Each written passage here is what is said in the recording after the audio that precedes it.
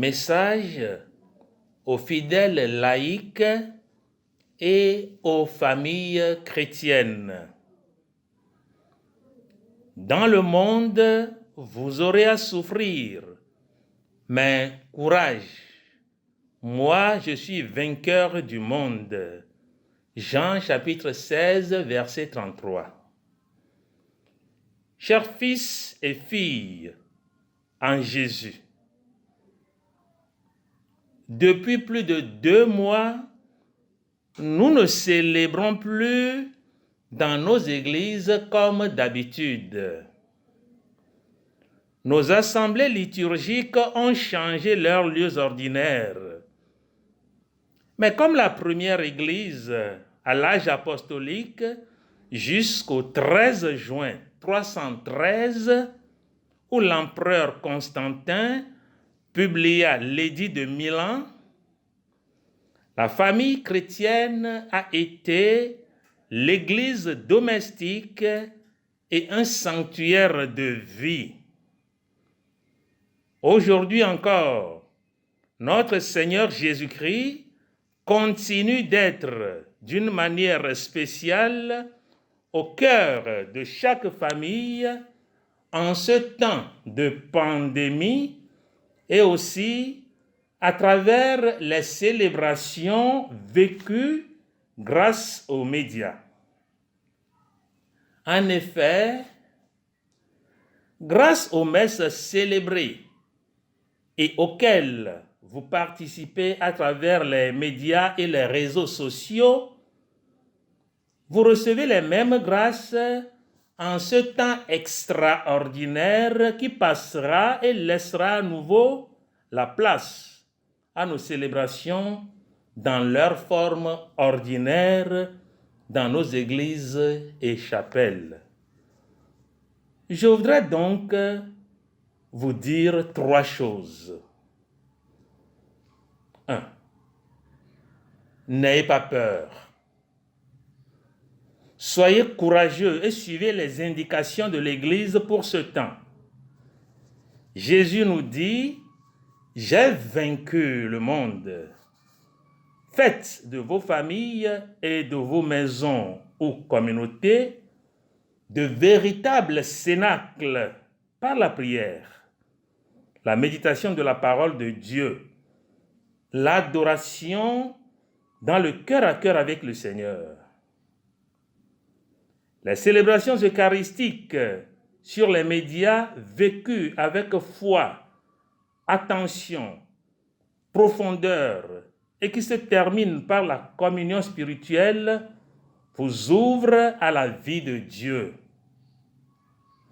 Vos prêtres sont là et peuvent aussi vous accueillir en cas de nécessité tout en respectant les mesures en vigueur. Les prêtres ainsi que les personnes consacrées et moi-même prions pour vous chaque jour. 2. Comment faire la communion spirituelle? La communion spirituelle se reçoit au cours d'une messe retransmise à la télévision ou par l'Internet et à laquelle on assiste et participe de cœur et d'esprit. Dans ce cas, vous vous associez à la prière liturgique en intériorisant chacune des étapes de la messe, en particulier la préparation pénitentielle et la liturgie de la parole dans un lieu qui vous porte au recueillement. Elle a 6 étapes. S'unir à la prière de l'Église. Avant de communier spirituellement, il convient de se mettre en présence de Dieu et de s'unir à la prière de toute l'Église. Après un signe de croix et une brève invocation de l'Esprit Saint, on vit sincèrement la messe transmise. La purification intérieure. Pour préparer son cœur à recevoir la grâce de la communion spirituelle, on doit bien suivre et vivre l'acte pénitentiel, le Kyrie, l'écoute de la parole de Dieu. En union avec tout le peuple de Dieu et la communauté des fidèles, on écoute ou on lit et médite les textes de la parole de Dieu de la messe du jour. La prière de communion spirituelle. La communion spirituelle doit se vivre dans le désir intense d'avoir en soi la présence de Jésus. On dit une prière qui invite Jésus à entrer dans sa vie et son cœur et à me faire demeurer en lui. Par exemple, la prière de Saint Alphonse de Liguori. Je vous lis cette prière. Adorable Jésus, je crois fermement que vous êtes réellement présent dans le Saint-Sacrement. Je vous adore et vous aime par-dessus toutes choses. Je vous désire de toute l'ardeur de mon âme. Mais puisque je ne puis maintenant vous recevoir sacramentellement, venez au moins spirituellement dans mon cœur. Oui, venez, ô Jésus. Venez dans mon cœur. Venez combler mes plus ardents désirs. Venez établir la sainteté dans mon âme. Jésus, je m'unis à vous, comme si vous y étiez déjà venu. En effet, je vous adore et je me consacre tout à vous. Ne vous séparez jamais de moi. Ne permettez pas que je me sépare jamais de vous. Amen. Ou une autre prière comme Seigneur, en union avec les prêtres de chaque autel de ton Église, où ton corps et ton sang très saints sont offerts au Père, je veux t'offrir des louanges et des actions de grâce. Je t'offre mon âme et mon corps, avec le désir ardent d'être toujours uni à toi. Comme je ne peux pas te recevoir sacramentellement, je te demande de venir spirituellement dans mon cœur.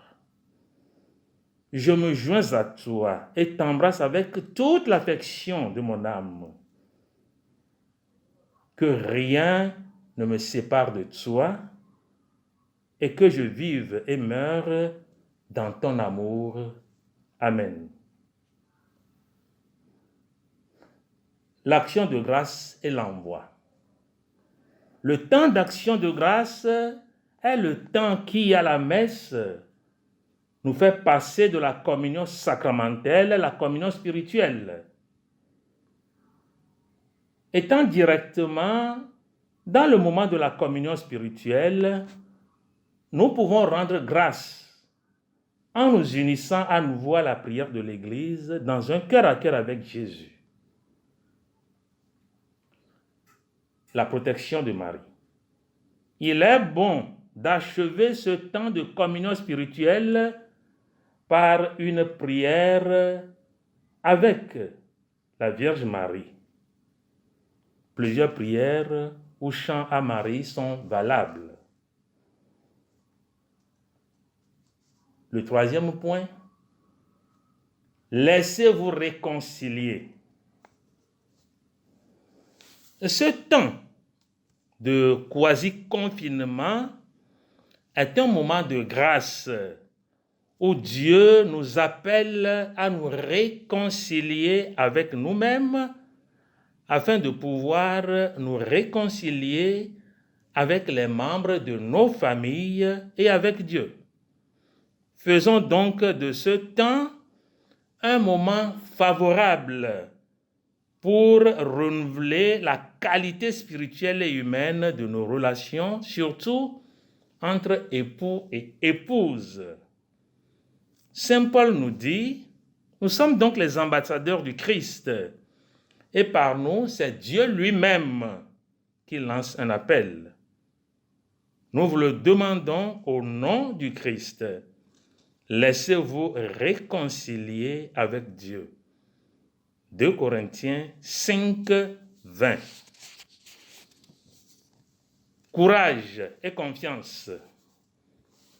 Chers amis, bientôt, nous allons tous nous retrouver dans nos églises pour continuer à célébrer le Seigneur de façon ordinaire. Le même Seigneur qui se célèbre maintenant par les médias dans nos familles d'une façon extraordinaire. Restons en communion de prière et que Dieu vous bénisse chacun et chacune. Bonne fête de l'Ascension et bonne préparation pour la solennité de Pentecôte.